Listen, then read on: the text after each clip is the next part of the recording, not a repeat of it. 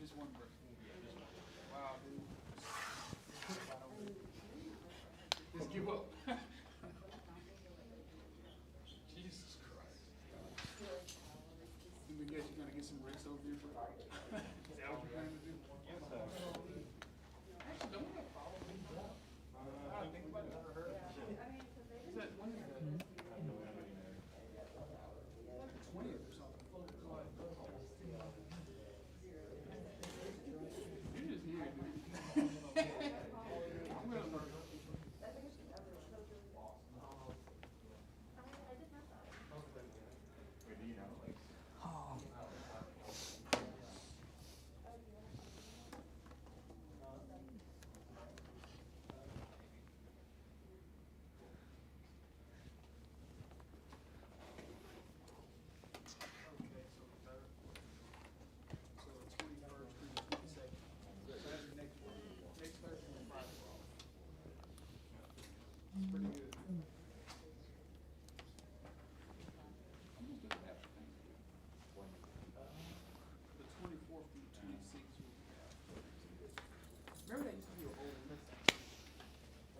Okay, morning class. Let's begin our exciting journey to chapter 7, or the second part of this lecture.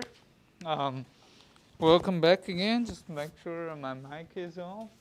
Our student Erdic can hear me. So let's start. Overview first. I would like to chat with everybody about what we're going to do in this particular part of the polymer physics class. So in this class, we're going to talk about polymer solution property and polymer mixing. So all the topic in this particular portion will cover. If we are formulating some new chemistry, will it phase separate? Or how do we understand if the material will phase separate or not? We're going to study the phase behavior. We're going to talk about thermodynamics of polymer mixing. So if those two are going to be homogeneous or not. So this will be a big part of it. Let's think about why we need to concern about this particular part of research, why we need to understand the phase behavior. Actually, in a lot of polymer engineering, the phase separation is quite crucial. You want to make sure that in some application space, they phase separate very little, so you have a homogeneous structure. For example, in here, macroscopic, some of the structure may seem homogeneous, but at nanoscale, they actually phase separate. That's very common for polymer blends. If you mix propylene with polyethylene, they cannot mix homogeneously, and that could be detrimental for your device, for your mechanical property of your mixture of two. A great example or challenge is relevant to currently when we recycle the plastics, for example. You want to recycle polyethylene with polystyrene, PET. In the waste stream, why don't we just put it in a hot pot and melt them and re-extrude a new plastic and use it? Well, that doesn't work that well because you have multiple phases in there. They would phase separate into pockets of polystyrene, pockets of polyethylene. Then they're not suitable for many applications. For example, their mechanical property might start to become brittle.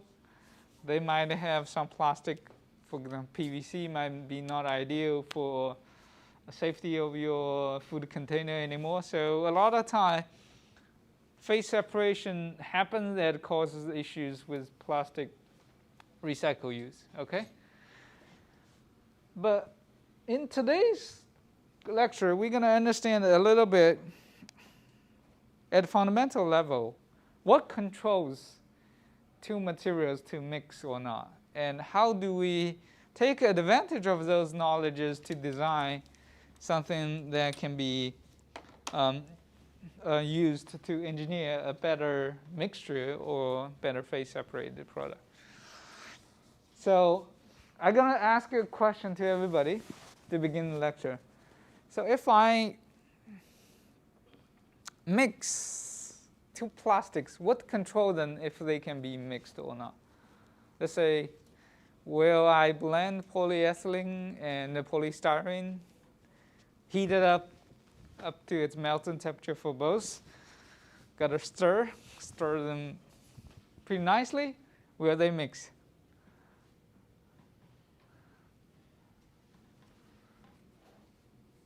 Anyone want to give a guess? There's no wrong questions. Miscibility? Yes. Are they going to be miscible? What are they? Polystyrene and let's say polyethylene. I wish I can take a hot plate and do it here with everybody. Maybe I should do it next year. It's a good and fun experiment. As long as it doesn't give bad smells, because melting plastic, it's not as pure. A lot of plastics in commodities add many components. It's unlikely. Maybe it's apparent to your eye, but as I mentioned, when you look at zoom in, nanoscopically they're not. What about some of the example? They can be homogeneous mixed. Let's take one step to think about one extreme case. How about I mix water with ethanol?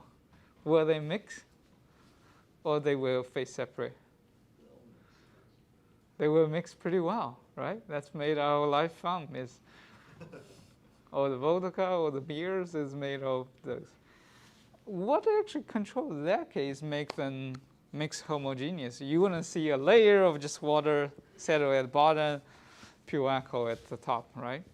And what controls that? In the case of water and ethanol, they're kind of alike. They both have some polarity. Yeah. That, interactions with one another. yeah, good try, Jeff. And it's actually, you spoke to a good portion of it, the interaction with water of acetone. But we can also think about other cases when you don't have polarity issues. They still could mix, let's say, toluene with benzene. They are non-polar, at least for benzene it is, then you still can mix them fairly well. And why will control them? We're going to try to answer a little bit this class. Then down the road, we're actually going to talk about how to understand that. The third case I want everybody to imagine and think about when talking about mixture and phase behavior is, what about a middle ground? Not just two solvents, not two polymers, but I put a polymer and a solvents together. Will they mix or slash, I should call it dissolve or not? What determines that? Anyone want to give a try for this particular question? I think that's very relevant when you think about pick a polymer, pick a solvent. What determines if they're going to be soluble or not? Let's say polystyrene in water versus polystyrene in toluene. We know the answer, right? But what controls that? Intermolecular bonding. Good answer. And that's a fundamental level. But later on, when we learn, it actually can be described by a very generic term. This term, solubility parameter, actually describes all the interaction, electrical interaction, Lennard-Jones interaction, the dipole-dipole interaction, all can be ascribed to this, something we call it solubility parameter. And I would just want to speak out. This is the parameter, you can look it up. In old days, you need to buy a very ancient, thick polymer handbook. Then you can go through, oh, I found my polystyrene, I found my solubility parameter. I found another polymer, and I found its solubility parameter. And then you can start to think about if they're going to be mixed or not. But nowadays, you probably can find it in Google. Just Google it. You will be able to find solubility parameter for polystyrene and water and toluene. You will be able to see. And a little bit spoiler for this lecture. At the end of the day, you can look up solubility parameter, and the closer they are, the more likely they're going to be soluble. And I said likely because there is another parameter that controls it. So let's say you have a solubility of polymer is arbitrary number, 16 megapascal square, then you can compare with another material. If it's 1 versus 10 versus 19, you know, you pick the 19 one, it's probably closer to it. They're likely to be dissolved. It's also relevant to Henson solubility parameter, but we're not going to cover it here. And the goal of this lecture is to explain to you fundamentally what a criteria determines it will mix or not. Okay? And this is a universal criteria to determine if this will happen spontaneously or not. And that's the whole goal of this second part of the lecture. So at the end of this lecture, I hope everybody has ability to answer if I give you one polymer as solvent, will they mix, and why it mix or why it does not mix, and what about the phase diagram of it. And phase diagram is a good way to let you see more visually will it mix or not.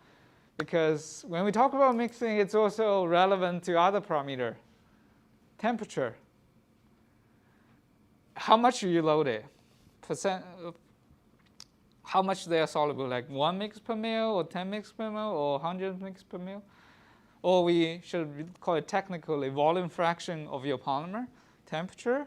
And then you can construct a very nice phase diagram. And this phase diagram is like treasure map. You look at the map, you will tell at this volume fraction, at this temperature, will it mix or not. And a lot of time, those are quite useful. Let's say I can look at a phase diagram to understand if my polystyrene will be soluble in a given solvent or not. Okay? So it will be quite different with what we talked about in chain conformation. So in the last lecture, we are all talks about what the shape and size. So from today's on, we're gonna do a little bit differently. So this is a little bit my hand right now, but it's okay. Let's talk about a few things. To understand the mixing or not, we need to go through the thermodynamics. How many of you have go through physical chemistry and learn all these entropy and enthalpy in your undergraduate? Can I see roughly I have the majority of you. That will save my life easier. But let's review those concepts. What is the entropy and what is the enthalpy and what is the free energy, etc. So let's start with a simple one, entropy. Entropy, in a layman's term, it describes the degree of ordering in a given system. So a great example of low entropy is a perfect crystal at body. If we die, we don't can have any food. We're going to degrade and get into disorder states. That's a layman's way to understand it. But in real life, for example, when you are having an apartment, you need to clean up weekly. If you don't do anything, it's going to get messy and messy. Goes into more. The other part is quite important is Flory-Huggins parameter or Flory-Huggins theory. This particularly applies to polymer mixing with solvent or polymer and polymer mixing. And before that, we're actually going to learn something simpler. We're going to begin talk about fundamentals, then we're going to talk about lattice theory. What is lattice theory? When you think about lattice, what comes into your mind? Crystallinity? Yeah, that's a very good answer. It's quite close to that, but in this particular case, we're talking about literally a lattice happens at the three-dimensional phase, and when we input all different molecules, how does it impact the entropy of the system and enthalpy? So in the lattice theory, basically, we consider a case of solvent-solvent mixing. So you are considering adding two small molecules together, okay? So lattice theory concerns solution mixing and it concerns about small molecular mixture. It has to be small molecular because in the lattice theory, we divide our real world into a grid of lattice. So if you look at on the side of this classroom, you see we have brick pattern. You can have each grid structure. And we will learn how we can fill in molecular structure, use lattice series to explain mixture behavior of solvents. It's actually explained pretty well. We will do a couple examples of such as mixing toluene with hexane. Then Flory-Hagen theory concerns polymer relevant, so we will learn how to connectivity. We're going to learn a little bit in the last two is osmotic pressure and phase diagram. After we learn about Flory-Hagen theory, it's quite easy to understand phase diagram and understand what's the chi parameter.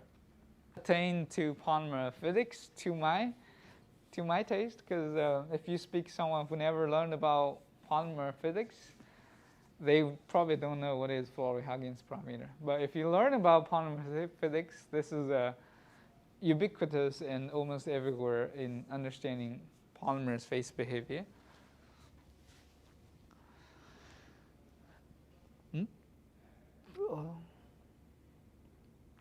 So how do we define something will mix or not?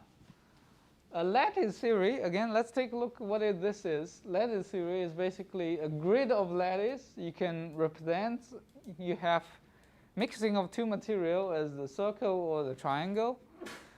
You can imagine circle and triangle are just two solvents. Let's call it circle solvents, and let's call the other one triangle solvent. When we put two solvents mixed in one beaker, okay, you have a giant beaker, dump toluene, dump hexane, shake it. If you can imagine this is at really tiny scale, then you can basically tell it, hey, I want to consider a grid. One grid size is basically how large your molecules are. In this case, we assume solvent A, triangle, and solvent circle is the same. And we can just pin them to different grids. And this is randomly drawn. You can put any shape in there. This defines how likely they will be mixed or not. Okay? So how do we define it? We need to consider what's the entropy of before we mix them and enthalpy before we mix them and after we mix it. How much changes in entropy and enthalpy? If free energy delta G, we haven't defined this term yet. This is relevant to entropy and enthalpy. We're going to talk about in a second. If delta G is, what delta G is? Free energy after you mixed it minus free energy before you mix it. If delta G is minus, that means your free energy goes down. Your mixing will spontaneously happen. If the other way around, it will not spontaneously happen. Okay? So this delta G is super important in determining if I have any spontaneously mixing going to happen in my sample. Okay? So let's explain a little bit what is this delta G is. This is a Gibbs free energy. So delta G is defined by this delta G value, and this is called energy states. So imagine this is you are climbing a mountain here. You have a high delta G value, you have a low delta. It slowly sulfuric acid to the side of wall of the beaker into the other. But if you touch the beaker, it's warm and hot, just because this mixture gives out energy. So in this case, delta H will be smaller than 0 because it gives out energy. Okay? You could go other way around. The mixture can potentially need to absorb energy. So delta S is also defined, but for every single mixing experiment, S is always go up. So before and after mixing, your entropy always goes up. But enthalpy can potentially go either way. Depends on what material you are mixing. Okay? So we're going to learn how to define these in just a moment. if your material is spontaneously mixing, that means delta G need to be smaller than 0. That means after your reaction, the free energy at here need to be lower than before the reaction. Okay, so maybe before reaction, your toluene, your hexane, in this case, when we mix those two, each sitting there, after being mixed, the combined free energy need to be lower than what we have mixed in. Then they would be spontaneous mix. Otherwise, they wouldn't.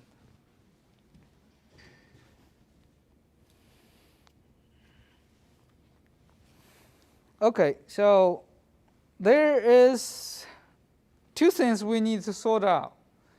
Is we need to understand when we mix two things, we need to understand what is delta G changes. So now imagine, let's mix 1 mole of toluene with 1 mole of hexane.